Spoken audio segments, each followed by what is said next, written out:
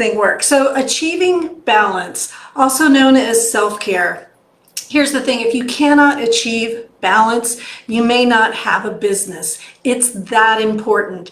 And one of the things I remember, I can't show it to you now because I'm afraid if I click something, I'll go away, but I have a picture of me and I've finished my dissertation and I've got a kiddo in my lap. It's my youngest, Sarah, who, by the way, just got her first apartment in Huntsville, going to Sam Houston, but she's in my lap and I'm looking at my dissertation. I look exhausted. She looks cute and adorable as usual because I think she's about 2 or 3. And one of the things that I look at that picture and I think about is, okay, did I spend enough time with my kids? I got 3 kids, right? And they're between all within 5 years apart. And if your family is suffering, if you're not happy, if you have some issues that you're not taking care of, that will translate and manifest in your business. So what I want to talk about today, I know it sounds kind of serious, but it's really not. This is the best part of my job. This is what I love. This is when I feel like I'm being a counselor for you guys, because I want to share ways that I've learned, and believe me, a lot of things I've learned the hard way. As I've grown 3 businesses, as I've grown these great support groups that we have now on Facebook, all the things, I add something every year, and I want to share with you how I make sure to make it a priority, because you guys, I can't give you more time. We all get the same 24 hours a day. We all get about, 75 to 80 years to live on this plane. And if we don't make use of that time, and if we use the time and we just destroy our health or destroy our relationships, destroy our freedom, destroy our businesses, then we're not using the gift that we were given and you were put on this planet to do, which is fill the gaps in mental health care in rural Texas, or if you're watching this from someplace else in the United States, filling the gaps in mental health care in your community, because this is your story. You started this. It's your fault. You're becoming too important for your community to lose. So you can't burn out. You can't go out of business. You can't go broke. You can't get in trouble. So this week, in our week 6 of our 10-week practice challenge, we tipped the scales. We're on the back half. We're getting to the place where I'm going to be giving away one $500 practice grant and smaller practice grants for a total of $1,000 in practice grants to folks who participate every single week in our practice challenge. It's not too late. Go back to week 1. We want to know your story. We want you to email us a 1-page story of how and why you got into this business. And the email is in the announcements. Click announcements. Go to week 1. It's kwtrainingit@gmail.com. Then go back through each challenge in our announcements and participate. We make a list. We'll post the list of people who are participating. Anybody who participates all 10 weeks is in the running for that single $500 practice grant or one of our smaller grants. Get that software you've been thinking about. Pay your first month rent in that office you've been dreaming about. Buy that computer. I know that's be kind of a cheap computer, but it'd be a good one. Who knows? I mean, the sky's the limit. It'll get you started. It'll get you to a place where you weren't if you didn't have $500. So pay attention and participate. This is all about achieving balance this week. But before I get too far, let me do my favorite thing, which is announce who our new badasses are this week. We have 12 new badasses looking for ways to take their current and future practice to a new level. We've got, hold on, Victoria Embry Yakovich, Ashley Rebecca, Valerie Esther McWhorter, William J. Cowell, Tessa Stuckey, Wendy Welch Henderson, Carolyn Literal, Amber Nicole, Joy Lambert Ryan, Uplift Counseling Services, Priscilla Carrera, and Katie Woolley Reza. Welcome, welcome, badasses. I'm so glad you're here. There's so much free stuff. We have mentors for you. We've got paperwork for you. We've got search all the topics. We've got hashtags for job postings, job help. We've got hashtags for all kinds of things. Please get involved. There's no other group like this. I'm not selling you anything. I just want you to get what you need to make sure your practice operates. Now, at the end of the 10 weeks, we are going to have experts, because I know you guys get tired of hearing from me all the time. So I want to give you a little preview of the experts we have booked so far, who are going to answer 5 questions in 5 minutes. 5 questions in 5 minutes. I'm going to Zoom with them. I'm going to record the Zoom, and I'm going to play it for you guys during our Thursday 30. They're amazing. I mean, these are heavy hitters, guys. These are the folks that do this business coaching thing for a living. I am not a business coach. I don't sell you a business coaching practice or a product, but these folks can really help you out. So far, I've got the amazing Ernesto Segismundo, who will be recording an interview for us. I've got Kelly and Miranda from ZennyMe. I've got Shayna Lewis and Eliza Bokeen, who have agreed to answer 5 questions in 5 minutes, and I'm waiting on one more. Haven't gotten a formal commitment yet, but I will let you know as soon as I do. And then we'll do that in week 10. So look for that. You know, give me a thumbs up. Give me some love here. If you've got somebody that you want to be able to see, and I didn't name them, if you want to see them in our panel of experts, put it in the comments below while you're watching, and I'm happy to reach out to them. I'm not afraid. I'm not afraid to approach heavy hitters. Those of you who are my friends and who follow me on the page, you guys know I've actually reached out to Brene Brown, right? I've put it out there in the universe. I hope she sees it. I hope she agrees to do 5 questions in 5 minutes for me. Who knows? I mean, why not, right? So that would be amazing. I told my husband, I'm kind of a fangirl. He's like, Brene who? Brene who? What? So obviously I'm going to make him watch her TED Talk. And if I can get her to be one of our panel of experts, I don't know. It's just my work here is done. So let's talk about achieving balance. Number 1, prioritizing. I'm going to give you a scale of 0 to 10, okay? 0 means it doesn't matter if you do it well, if you do it sloppy, if you do, I mean, think like, I don't know, washing your hair or scrubbing your back, right? Doesn't matter if you do it great or not do it great, it's going to be okay. To 10. And 10, I want to think of as brain surgery, like no margin for error, or docking a spacecraft into the space station, all right? That's a level 10, no room for error. It's got to be perfect. Everything in your day is going to approach you like a level 10 problem, okay? And if you're like me, you're a noticer, right? I walk in the house and I notice things. Oh, that picture's crooked. Oh, those shoes are out. Ew, I didn't put those dishes in the dishwasher. Oh, there's a pile over there. Oh, why didn't we? You get the idea. Everything is competing for brain surgery level attention, right? And so what I've learned, and what many of you successful business owners know, is we can't give level 10 attention to everything, right? We can't. So here's a trick or a hack that I've learned, and I don't know if this will surprise you or not, probably won't. But my grandmother, my dearly departed grandmother, she was so awesome, but she used to have this little thing up in her kitchen that said, I'm not a slow cook, I'm not a fast cook, I'm a half-fast cook. So I'm little and I'm like, what's half-fast? What does that mean? Is she kind of slow? Is she medium? Obviously, as I get older, I get, oh yeah, you're half-assed. I get it, you're a half-assed cook. So I consciously try to half-ass things around my house. I consciously try to half-ass things in my business that are not level 10. So this is going to take some time.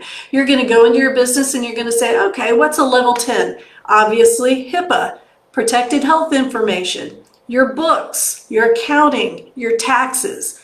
No margin for error there. You got to do the best you can, right? Your absolute best. Bring your A game.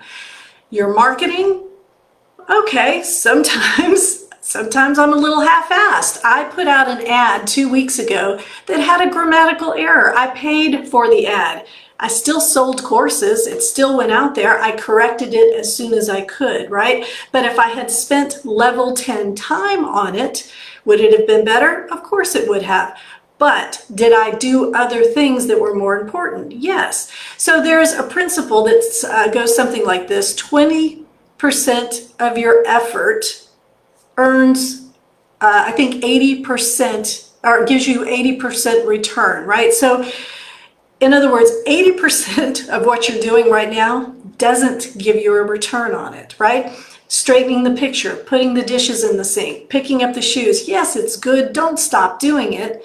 But when you have those moments and you're really sitting down, my friend Cindy Doyle and I call it a getting shit done day, and you just lay it out there and you put nose to the grindstone and you put in all the effort, that one day or that 1 24-hour gap of time, you have made so much more progress in your business, right? Because you were focused and concentrated.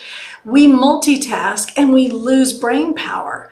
So divide your business up into things you can half-ass. And yes, I'm a strategic therapist, so I do things like this. I want you to intentionally half-ass. I want you to look outside at your lawn, in your garden, and if you think that it looks bad, do this: squint your eyes a little bit. If you squint your eyes a little bit, you know what? It looks just fine.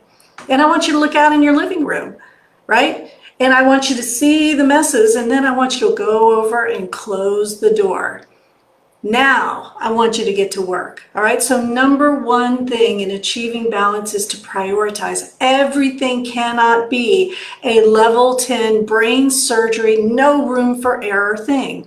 Pick some things to intentionally half-ass. I can't wait to see what they are. I'll put some in the comments below. The next thing that I talk about when I'm achieving balance, I am a junkie for morning routines. I love reading about successful people, morning routines. I've looked at people who are night owls, people who are morning people, and even this weird thing where they sleep every 4 hours and then somehow that increases their productivity.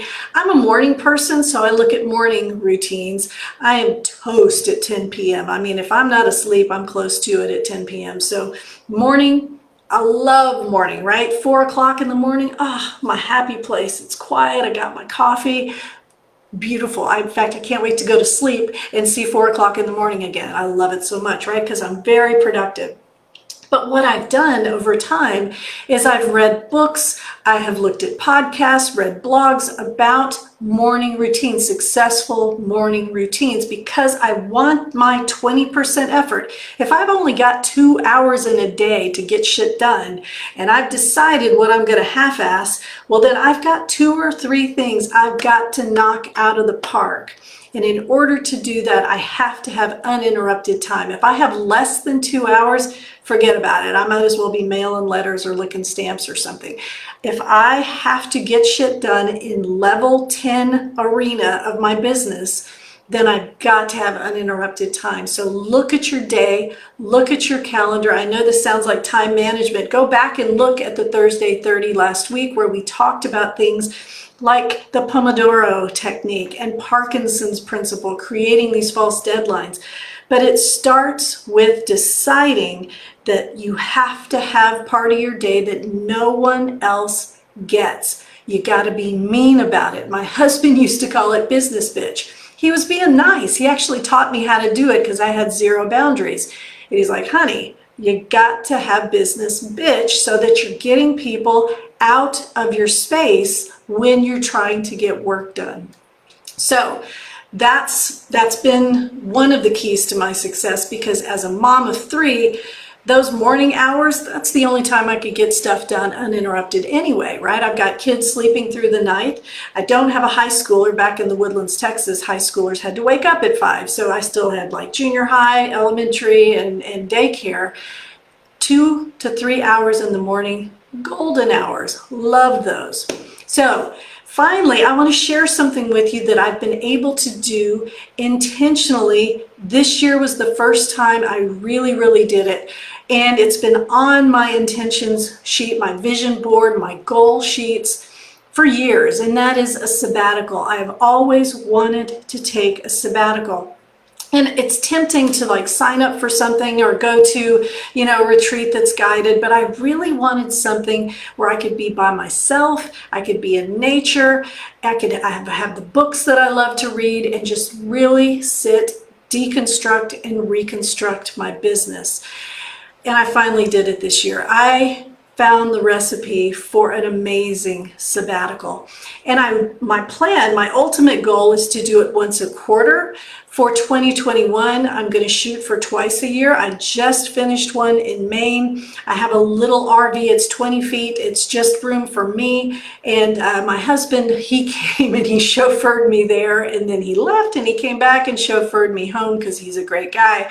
And while I was there for a solid 3 weeks, a week of travel on both sides.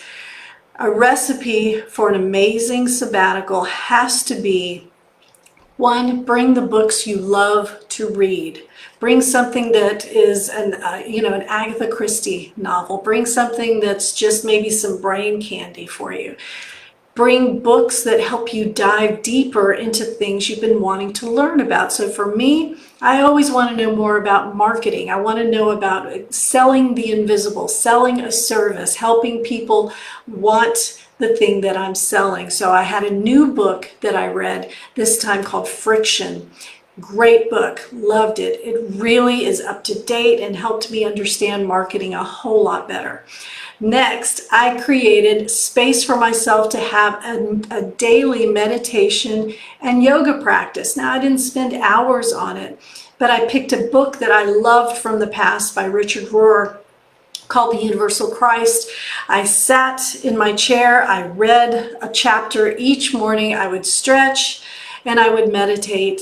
I would listen to birds. I would clear my head every single day, and I made sure that I was outside. Yeah, I was in a campground. I'm sure some people saw me and thought, oh, well, that's kind of weird. Look at that 50-year-old over there doing yoga. Don't care, right? So this is part of the confidence of being a business owner, of feeling entitled to have that space, to have that time, be possessive of it. Don't let anyone take it away from you. And then you can get what you need to get done in order to take your practice to the level that's sustainable and help you survive this. Being an entrepreneur isn't for sissies. It's not for slackers. You're an entrepreneur now. You've got to take care of this. You've got to take care of this that's taking care of your soul. In order to do that, you have to create space. Can you do a sabbatical? Of course you can. Of course you can do a sabbatical, even if it's just go spend the night in a hotel one night. Maybe you can pick out a coffee shop in town where you can go have a corner booth all to yourself for 2 hours once or twice a week. I mean, whatever feels great to you, where you can take your backpack, your stack of books, go write, present, do whatever it is that you need to do. Here's the thing. When your brain opens its first email, when your brain picks up and sees its first text, you have just released cortisol and adrenaline into your bloodstream. That's anxiety. Anxiety goes up, cognition goes down, creativity goes down. As soon as you pick up your phone, as soon as you open that email, your creativity is kaput. Forget about it. It's so important to protect your creativity. Your business can't grow. You can't grow. You can't thrive without calm creativity, cortisol-free blood coursing through your veins so you can do and be your very, very best. So this has been all about prioritizing. Remember, on a scale of 0 to brain surgery, pick the things in your business that you can half-ass and half-ass it. Pick the things in your house that you can half-ass and half-ass it. All right? Next, make sure that you intentionally take time to do a sabbatical.